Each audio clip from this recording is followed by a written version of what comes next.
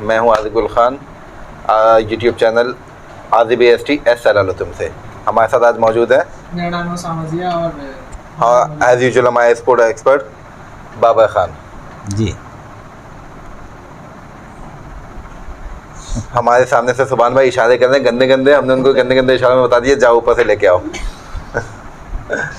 अच्छा, तो हम बात कर रहे थे कल के मैच चले गए थे देखने के लिए बगैर टिकट। मैं अपने भतीजों को जोड़ के आया था, भतीजों को छोड़ने आया था। वहाँ पे अजीब और गरीब किस्म का सिस्टम था। bookme.com वालों से कुछ नहीं समझ रहा था। वो क्या टिकट देखते थे जो प्रिंट आउट निकला हुआ या मोबाइल में है उसको यूँ फाड़ के जाए आगे चले आपका टिकट हो गया। वहाँ पे मौजूद पब्लिक ने देखा यहाँ पे ये चलो, कोई भी पेपर उठा लिया फाड़ के आपस में व्हाट्सएप कर दिया भाई मेरा टिकट है, ये मेरा टिकट है, चेक कर ले। नेट वहाँ पे चल नहीं रहा था, मतलब प्रॉपर चेक इन बैलेंस कुछ जो बंदा था वो बस अंदर जा रहा था। अब हमारे पवेलियन में ये हाल था, हालांकि वो मेरा नहीं था, मैं खुद फ्री लोडर था कि सीढ़ियों पे बंदे बैठे हुए, आगे पीछे हर जगह पे बंदे बैठे, कि उठ के जाने आने में 2 दफ़ा सोचना पड़ रहा था कि यार बंदा कैसे जाए, कोई वॉशरूम जाना है, कोई पानी पीना है, नमाज के लिए जाना, कुछ नहीं। वहाँ पर बहुत बदमज़गी थी, कोई बहुत बदमज़गी थी। मतलब मैच का मज़ा आधा हो गया था इस वजह से। उसके अलावा मैच अपना जो टीम ने खेला वो उस टीम की वजह से वो आधे का भी आधा हो गया। ये सूरत हाल तो बड़ी ख़तरनाक है। तो मतलब इस तरह की सिचुएशन के बाद आइंदा आप सोचेंगे कि अपने बच्चों के फैमिली को लेके जाएं? नहीं, फैमिलीज़ को अगर लेके जाना है, मैंने आज इसके ऊपर भी एक वीडियो बनाई थी कि अगर फैमिलीज़ को लेके जाना है तो आप कम से कम भी 2 घंटे पहले जाएं तो आप सुकून से अंदर जाके अपनी सीट पे बैठ सकते हैं। और सीट पे बैठने के बाद उठने का नहीं सोचेगा दोबारा कि बाहर जाके पानी ले आए। पानी की बोतलें अलाउड नहीं है। वही बस वाला हिसाब है, अगर उठ गए तो फिर सीट गई। नहीं तो अगर उठ गए तो आपके पास टिकट तो आपके पास होगा नहीं, फट चुका होगा तो दोबारा अंदर नहीं जाने देंगे वो लोग आपको। नॉर्मली क्लब्स में ये होता है या किसी अच्छी जगह पर होता है, हाथ पे एक स्टैम्प लगा देता है, आपकी एंट्री एग्जिट का गेट पास बन जाता है। वो यहाँ पे कोई ऐसा सिस्टम नहीं था। मतलब बहुत मिसमैनेज था ना। तो वही तो मैं कह रहा हूँ कि यहाँ पे क्राउड फिर आता नहीं है तो लोग शिकवे करते हैं कि यार क्राउड नहीं आ रहा, और क्राउड को कोई फैसिलिटेशन है नहीं। बल्कि मुझे तो कुछ लोगों ने ये भी मैसेजेस भेजे कि यार पार्किंग की वजह से इतना इशू हो रहा है, इतना ज़्यादा पैदल चलना पड़ रहा है, फिर गेट का कोई पता नहीं। ज़्यादा पैदल नहीं चलना है, 2.5 किलोमीटर है सिर्फ। मतलब 2.5 किलोमीटर तो चलना है, 2.5 किलोमीटर। अगर आपके पास आप 4 लोग हैं तो मतलब 7.5 किलोमीटर सारे बांट लें आपस में। लेकिन ऐसा है कि आप खुद सोचें ना, अगर आप छोटे बच्चों को लेके जा रहे हैं या लेडीज़ के साथ जा रहे हैं तो इतना ज़्यादा चलना तो ये तो बहुत नहीं। खैर शटल चलाई हुई दोनों, शटल के ऊपर एक अलग क्यों थी। मैं आपको एक व्लॉग में देखा था, मतलब शटल सर्विस तो बिल्कुल ना होने के बराबर थे, जितने लोग थे वहाँ पे। मतलब शटल अच्छी मतलब शटल सर्विस चल रही थी जिसके ऊपर एक क्यू थी। फिर आप वहाँ से होता है कि जो ग्राउंड के अंदर नेशनल स्टेडियम की बाउंड्री के अंदर घुसने की एक क्यू थी। अच्छा, उसके बाद नादरा की CNIC चेक करने की एक क्यू थी। और उसके बाद अंदर जाके एक और क्यू थी जहाँ से फिर फाइनली अपने पवेलियन के अंदर घुसना था। अच्छा, अगर जैसे मैंने 4th T20 के टिकट्स वगैरह लिए हैं तो 7:30 बजे के मैच में 3 बजे घर से निकल जाऊँ तो पहुँच जाऊँगा, फर्स्ट बॉल से मैच देख लूँगा। पहले तो मैं आपको मुबारकबाद देता हूँ कि आपने इस सब के बावजूद भी टिकट लिया, आप मुफ्त में जाने का नहीं सोच रहे। और दूसरी बात कि आपको अगर अकेले बंदे हैं तो फिर तो आप कैसे भी पहुंच जाएंगे, मसला नहीं। लेकिन अगर आपके पास कोई फैमिली या बच्चे हैं, फैमिली नहीं है, दोस्त आ रही हैं, तो आपको कम से कम 2 घंटे पहले ग्राउंड में पहुंचना है, खा पी के हर चीज। ग्राउंड में नहीं पहुंचना, पार्किंग के पास पहुंचना है। ग्राउंड में पहुंचना है। अच्छा, पार्किंग में से भी पहले पहुंचेंगे। मतलब 2 घंटे पहले अगर से सुकून से आपने अंदर घुसना है तो 2 घंटे पहले आप ग्राउंड में जाके बैठ जाए, वरना आपको बहुत मसला होगा। संडे तो आप ऐसा करें ना, फजर आपका मैच खेल के सीधे वहीं से भी निकल जाए, वाइट किट में। हाँ, white kit मई में बाउंड्री पे बैठ जाऊंगा, आपको बॉल बॉय समझ के अंदर ही बिठा लेंगे। ये भी सही है। खैर सर, क्या एक चीज़ लगी आपको कल के मैच में जहाँ पे हम लोग मैच हार गए? शुरू कहाँ से करें ये बताएं। मिडिल ऑर्डर का तो हम लोग पिछली वीडियोस में रो चुके हैं, जो मैंने बॉबी भाई का इंटरव्यू किया था उसमें। मिडिल ऑर्डर बेसिकली जो मेरा ख्याल है they are doomed to flop. उनको जिस किस्म की सिचुएशन दी जाती है, खैर कल ऐसी सिचुएशन नहीं थी। कल आपका जेलिन होने में थोड़ा टाइम लगेगा मिडिल ऑर्डर को। बेसिकली हमारी टीम का जो सबसे बड़ा इशू चल रहा है कि मिडिल ऑर्डर में खेलने का एक्सपर्ट नहीं है, ओपनिंग में खेलने के एक्सपर्ट नहीं है। हर कोई अपनी अलग फील्ड का है और वो काम कुछ और कर रहा है। अच्छा, कल के मैच में 4 ओपनर्स खेले हैं वैसे, 2 जो हमने बना दिए और उसके अलावा शान मसूद और हैदर अली ने अंडर 19 में ओपनिंग करी है। पेशावर ज़ल्मी से भी कुछ मैचेस में उन्होंने ओपनिंग करी है और हमने कल उनको भी तीसरे नंबर पे खिला दिया। सर चलें भाई, बॉबी भाई से मेरा एक सवाल है। बॉबी भाई, जो सबसे बड़ा मेरा इस कल के मैच के हवाले से एक सवाल है कि सुनने में आया था रिजवान नहीं खेलेंगे, रिजवान इंजर्ड है 4 मैच था। ये मैनेजमेंट ने बाकायदा 1 हफ्ते पहले ऐलान किया था जब टीम अनाउंस हुई थी। उसके बाद अगले दिन प्रेस कॉन्फ्रेंस में बाकायदा ऐलान किया गया था कि रिजवान को हम शुरू के मैचेस में रेस्ट देंगे ताकि वो फुली फिट होकर फुल स्ट्रेंथ के साथ वर्ल्ड कप के लिए अवेलेबल हो। मतलब कितने शुरू के मैचेस वो मतलब पता खेले ही नहीं गया, वो पता ही नहीं चला किसी को। वो शुरू के मैचेस वो थे शायद जो नेट पे उन्होंने खेले ना प्रैक्टिस में। नहीं ये तो कह रहे थे इंग्लैंड की प्रैक्टिस चल रही है तो शायद वो वाले मैच उसमें रिजवान नहीं था। अब मुझे जो लग रहा है ना, मुझे यही लग रहा है कि उनको बहुत ज़्यादा इनसिक्योरिटी थी पहले मैच में, क्योंकि पहले मैच में अगर जो प्लेइंग 11 रिजवान के बगैर बन रही थी वो ये बन रही थी कि हारिस इन हो जाएंगे, ठीक है ना, बाकी तो प्लेइंग 11 यही रहती, सिर्फ हारिस इन आ जाते। अब हारिस का नंबर नहीं डिसाइड हो पा रहा था, क्योंकि जो हमने चीफ सेलेक्टर का इंटरव्यू किया बकौल उनके वो कह रहे थे कि हम हारिस को 6-7वें पे खिलाएंगे। इट्स मीन कि ओपनर शाद मसूद ने आना था। अगर ओपनर शाद मसूद आते और वो अपनी फुल फ्लैश इनिंग खेल जाते, मिसाल के तौर पे वो 28 बॉलों पे 25 बॉलों पे 30 बॉलों पे 50 कर जाते और एक पावर प्ले का अच्छा यूज़ करके एक अच्छी मतलब स्टार्ट दे जाते, तो और फिर जाहिर सी बात है फिर अगले मैच में भी उनको ओपनिंग का चांस मिलता और एक मैच में कॉन्फिडेंस मिल जाता। तो रिजवान को अपनी थोड़ी सी इनसिक्योरिटी लगी कि मेरा नंबर, क्योंकि ओपनिंग पे बहुत ज़्यादा बहस चल रही है कि यार इस ओपनिंग को चेंज होना चाहिए, ये पावर प्ले पे फ़ायदा नहीं उठाती, ये 10 ओवर में मैच ख़राब करके सारा बर्डन मिडिल ऑर्डर पे डाल देती है। तो अगर ये रिजवान शान मसूद चल जाते हैं तो जाहिर सी बात है फिर वो ओपनिंग उनकी पक्की हो जाएगी और रिजवान को लामहला या तो चौथे पे आना पड़ेगा या पाँचवें पे आना पड़ेगा। तो रिजवान को ये पता है कि वो फिनिशर नहीं है, वो कंटेनर तो है, क्योंकि 125-124 के ऊपर आप स्ट्राइक रोटेट करके लंबा तो ले जा सकते हैं, क्योंकि वो कप्तान है। ऐसी बात है, वो अपने ऊपर बुराई क्यों लेगा फिनिशिंग, वो भी फिनिशर नहीं है, वो नीचे जाके अपने ऊपर ये बुराई क्यों लेगा कि यार मैं मैच फिनिश नहीं कर सका, पूरे 20 ओवर खड़ा होकर आया और आखिर ओवर में मैच फंसा के चला गया। 6 नंबर का 5 नंबर का बैट्समैन है भी नहीं, वो पहले भी 3 नंबर पे 4 नंबर पे खेल रहा था, वो शुरू से वन डाउन नंबर पे खेलता आ रहा है, तो उसका नंबर है भी नहीं ना 5 तो और अगर नीचे आता भी तो वन डाउन आ जाएगा। तेज तरीन 2000 रन करने के बाद, दुनिया का नंबर 1 T20 बैट्समैन बनने के बाद, हर तरीके की एक्साइटमेंट देने के बाद, लोगों का प्यार जीतने के बाद उसको सिक्योरिटी है अभी तक नहीं। लोगों का प्यार तो जीत लिया, लेकिन अगर आप प्रॉपर क्रिकेटिंग माइंड से किसी से भी पूछेंगे ना तो वो आपको यही बोलेगा कि यार ये रन भी कर रहा है, ये सब कुछ कर रहा है, लेकिन ये ओपनिंग मटेरियल नहीं है,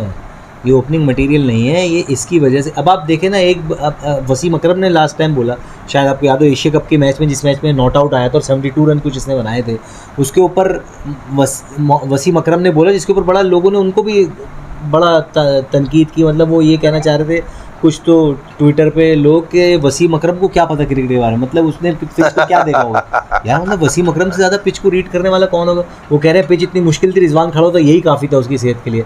और वसीम अकरम क्या कह रहे थे, वसीम अकरम ये कह रहा था कि रिजवान ने बहुत अच्छी इनिंग खेली, लेकिन एक जगह आके वो ऐसा लगता है वो लिथार्जिक हो गया है, उससे बड़े शॉट नहीं लग रहे हैं, वो सिर्फ स्ट्राइक रोटेट कर रहा होता है। तो ऐसे में उसको चाहिए कि या तो बहुत एक्स्ट्राऑर्डिनरी हिटिंग करे, अगर हिट लग गई तो अच्छी बात है, लेकिन अगर उसमें वो आउट भी हो गया तो कोई बात नहीं है, फ्रेश लेग्स आएंगी, वो आके आपको एक अच्छा स्टार्ट या अच्छी हिटिंग करके दे सकते हैं। तो आपको उसने कोशिश पिछले मैच में की भी, वो निकल के खामखाई का आउट होके भी गया, लेकिन उस वक्त तक मैच आपका गड़बड़ हो चुकी थी। 15 ओवर कोई बात नहीं होता है। अच्छा सीन एक ये भी ना, हमारा कल्चर बना हुआ है, मतलब इनसिक्योरिटी वाला कल्चर है हमारा। अगर अभी बाबर रन नहीं कर रहा तो मतलब बाबर को जहाँ का मसला हो गया, और ये मसला अभी से नहीं है, पहले से मसला चलता हुआ आ रहा है। आप पास में भी देख लें, इवन मिसबा की बात भी कर लें, तो जब से ये कल्चर चलता हुआ आ रहा है। ये मैनेजमेंट का फ्लॉ है ना। देखिए मैनेजमेंट ने सरफराज के साथ जो किया है, आपको पता था वो इतनी बड़ी अचीवमेंट कर आया है, उसके अंदर पोटेंशियल है, आप उसको एतमाद देते, आप उसको फोर्स नहीं बोलते कि नहीं यार तुम्हारे 4-5 मैच फ्लॉप होंगे, कोई बात नहीं, तुम चौथे नंबर पे खेलो, तुम खेल सकते हो, तुमने खेला है, तुम ओपनिंग में आके वर्ल्ड कप 2015 में सेंचुरी मार के गए हो, पहले विकेट कीपर बने जिसने वर्ल्ड कप में सेंचुरी मारी, तुमने 50 मारी आती पहले मैच में साउथ अफ्रीका के खिलाफ, 5-6 कैचेस लेके तुमने वर्ल्ड रिकॉर्ड बनाया, तुम कर सकते हो। श्रीलंका वाले मैच चैंपियंस ट्रॉफी में भी उसने मैच पूरा मैच फिनिश करके तो कर सकता है, बैटिंग उसको आती है, सिर्फ उसको एतमाद देने की ज़रूरत थी। आपने एक खिलाड़ी के साथ ज़्यादती की, अब उससे क्या हुआ, ट्रेंड बन गया। अब अगर आप बाबर के साथ नहीं करोगे तो आप पे लोग इतना शोर करेंगे, आप क्या करोगे, बाबर के साथ भी वही करोगे। फिर आपने एक बनाया एक बैट्समैन जो है सिर्फ इस वजह से कि यार क्योंकि ये ट्रेंड है, हम करते ही हैं, हमने उसके साथ किया तो वरना ये लग जाएगा, अच्छा वो कराची वाला था तो कर दिया, ये यहाँ का है तो नहीं कर रहे, और ये फ्लॉप भी है तो क्यों नहीं कर रहे, तो मजबूरन उनको करना पड़ेगा, और जब करना पड़ेगा तो नुकसान किसका होगा, बाबर का भी होगा, टीम का भी नुकसान होगा।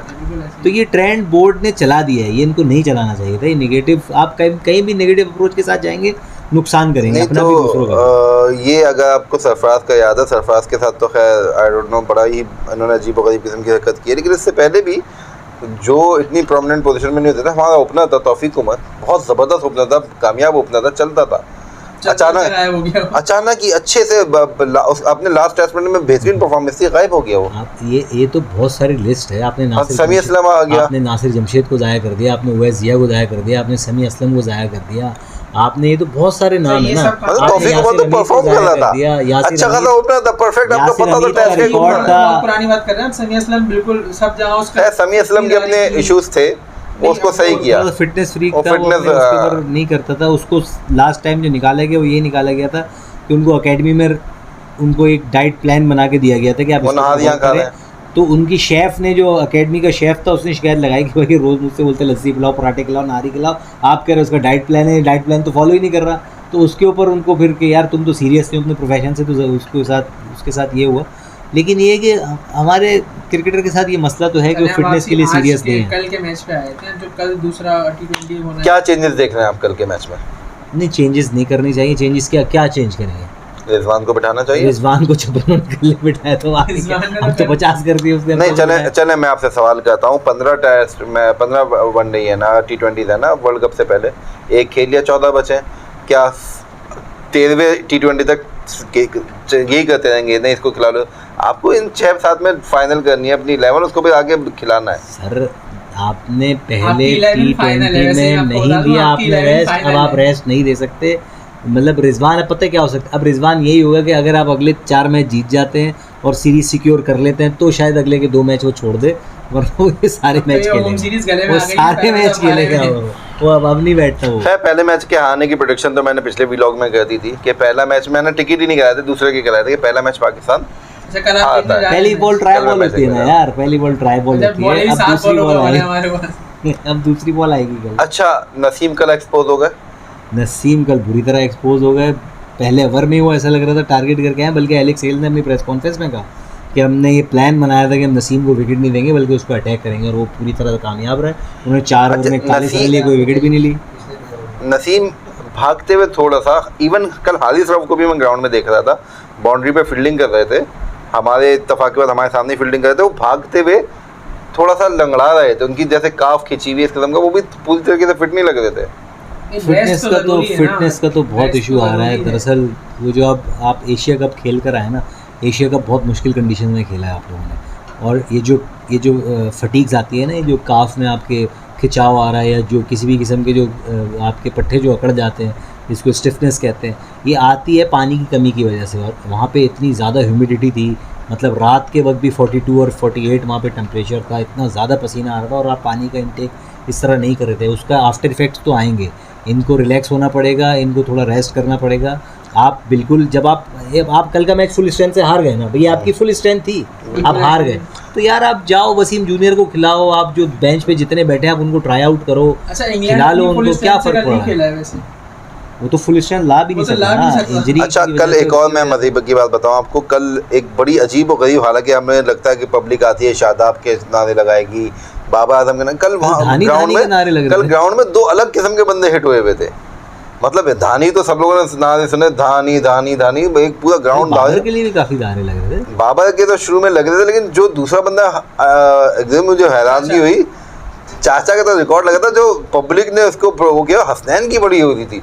हसनैन पानी पिलाने आया, फिर ग्राउंड से थोड़ा उससे ज़्यादा था, जो पब्लिक ने उसका इस्तकबाल किया, हसनैन, और जिस उसके सामने गुजरता था पागलों की तरह उसका हसनैन हसनैन नारे लगाती, उसके साथ जाके तस्वीरें खिंचवा दी। क्या वजह लगी आपको हमारे ग्राउंड में? उसकी क्या वजह लगी, ये बड़ा अच्छा आपने सवाल किया। मैं जब ग्राउंड के बाहर खड़ा हुआ लाइन्स मैनेज कर रहा था, तो बहुत सिंधी आए हुए थे, स्पेशली धानी को, हसनैन को देखने आए हुए थे।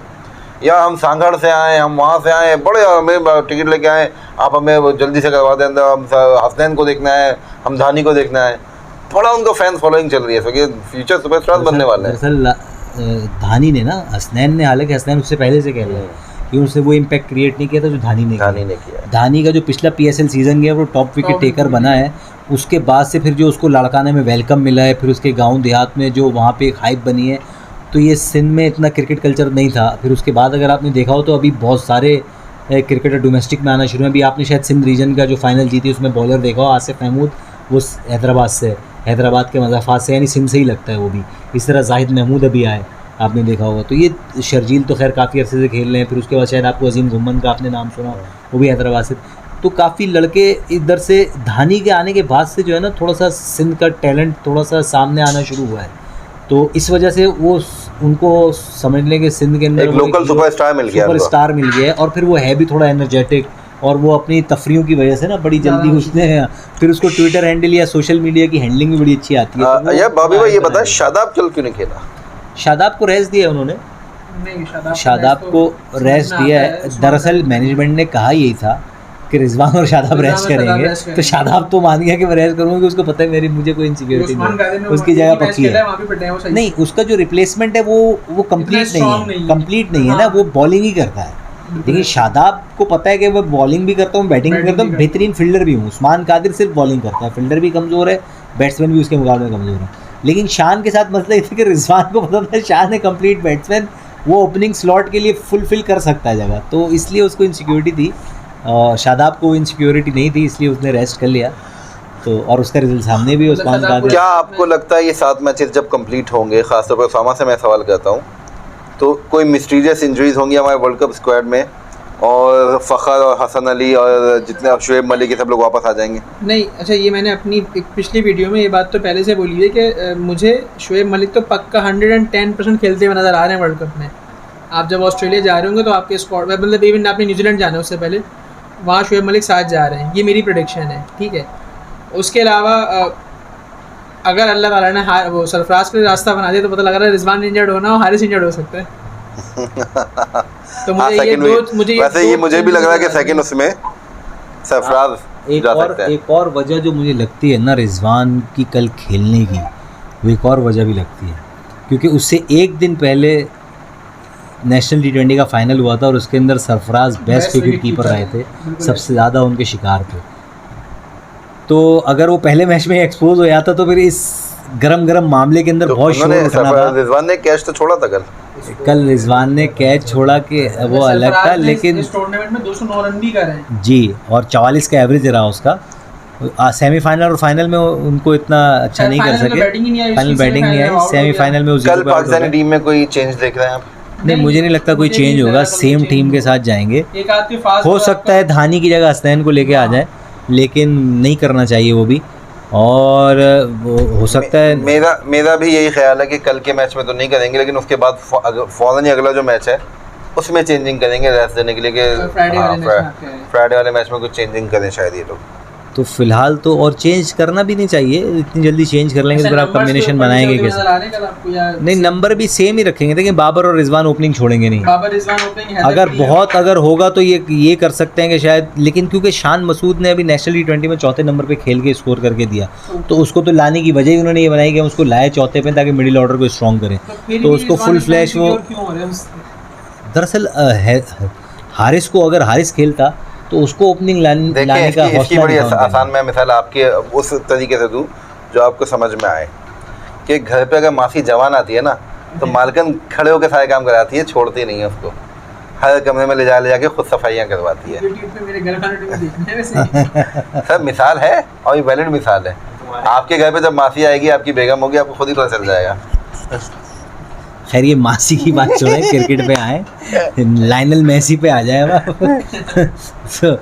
तो मैच ये है कि कल चेंजिंग नहीं होनी चाहिए मेरे हिसाब से, तो कल चेंज नहीं करना चाहिए इनको, और हौसला दें। नंबर भी मुझे तो लगता है नहीं चेंज करेंगे, हालांकि कल नासिर हुसैन को अगर आपने सुना हो मैच के बाद, तो वो भी यही कह रहा था कि यार मैं हैरान हूँ कि एक ओपनर को आपने चौथे नंबर पे भेज दिया, हालांकि वो एक प्रॉपर ओपनर है और उसने पिछले 2 साल से वो काउंटी में, लीग्स में इधर उधर परफॉर्म करके दिखा रहा है, उसके बावजूद आप उसको चौथे नंबर पे भेज रहे हैं, तो ये ज़्यादती कर रहे हैं उसके, आप उसको ओपनर ही भेजें। लेकिन फिर भी आपको पता है कि वो ओपनिंग का स्लॉट इतना पैक है कि वो नंबर नहीं हटेगा, तो ये वही चौथे नंबर पे ही आएगा शान। बस अब ये दुआ है कि शान परफॉर्म कर जाए वहाँ पे, क्योंकि शान पे भी कल बहुत प्रेशर था, आपने देखा हो ना, बैटिंग में चला तो उससे कैच भी ड्रॉप हो गया, प्रेशर था हमारे सामने फील्डिंग कर रहा था। और अच्छा, उससे पहले हारिस रऊफ था, उससे पहले हैदर अली वहाँ पे कर रहा था, हम आवाज़ देते थे हैदर बैठता था, यूँ हाथ हिलाता था, सारे फैन का जवाब देता।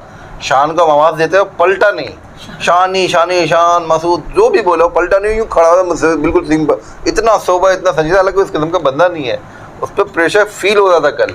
लेकिन कल एक और बार, कल उस्मान कादिर हमसे थोड़ा दूर खड़ा हुआ था, वो लिटरली कांपता हुआ दिख रहा था बाउंड्री पे खड़ा हुआ। वो बॉल उसकी तरफ आई, उसने उठाया, भागा, उठा आगे फेंकी, उसका लिटरली उसके हाथ यूं कांप रहे थे, नहीं इसको क्या हो गया है, वो इतना ट्रम्बल कर रहा था, पता नहीं किस वजह से। दरअसल होम ग्राउंड पे जो कहते हैं ना कि एडवांटेज होता है, एडवांटेज से ज़्यादा डिसएडवांटेज होता है आपके ऊपर, क्योंकि आपको ये कोशिश होती है कि यार अपने क्राउड के आगे ना कुछ एक्स्ट्रा ऑर्डिनरी करके दिखाएं, और कुछ एक्स्ट्रा ऑर्डिनरी करने के चक्कर में जो है ना बेसिक से हट जाते हो और फिर आपकी काया पलट, फिर आपकी गाड़ी लुढ़क जाती है। तो शान मसूद, हालांकि शान मसूद बहुत अच्छा फील्डर है, अगर आपने नेशनल T20 में देखा हो तो उसने कोई 3-4 कैचेज बड़े एक्स्ट्रा ऑर्डिनरी पकड़े हैं, बल्कि लास्ट मेरे ख्याल से सेमीफाइनल था या कौन सा ग्रुप मैच था, शायद आखिरी इनका ग्रुप मैच था, जो बाउंड्री पे इसने कैच पकड़ा था, बहुत तेज़ कैच था जो उसने भागते हुए जाके डाइव मार के पकड़ा। तो ये अच्छा फील्डर है, लेकिन उस वक्त प्रेशर इतना था उसके ऊपर कि उससे वो एक इजी कैच। लास्ट कुछ कमेंट्स, और जो वो आउट हुआ है वो भी अगर आपने देखा हो तो वो उस प्रेशर में उसने शॉट सिलेक्शन गलत किया, वो सामने का बॉल था जिसको रिवर्स स्वीप खेलने गया, वो अगर स्ट्रेट ड्राइव खेलता तो वो अच्छा रन मिल सकते थे उसको, लेकिन वो बस वो प्रेशर में उसके कॉन्फिडेंस शेक कर गया, उसको समझ में नहीं आया कि कौन सा शॉट खेलना है उसको। आखिरी कुछ कमेंट्स कल मैच और टीम के बारे में। सेम टीम के साथ जाना चाहिए, टॉस का फैक्टर होगा और सेम स्ट्रेंथ को फिर लेके जाएं और फिर मैच कम से कम सीरीज कल बराबर तो करें।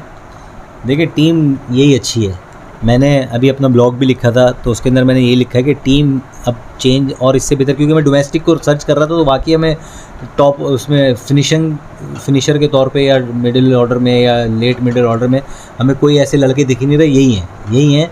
तो इनको सिर्फ फाइन ट्यून करने की ज़रूरत है और इनको प्लान दे के भेजने की ज़रूरत है।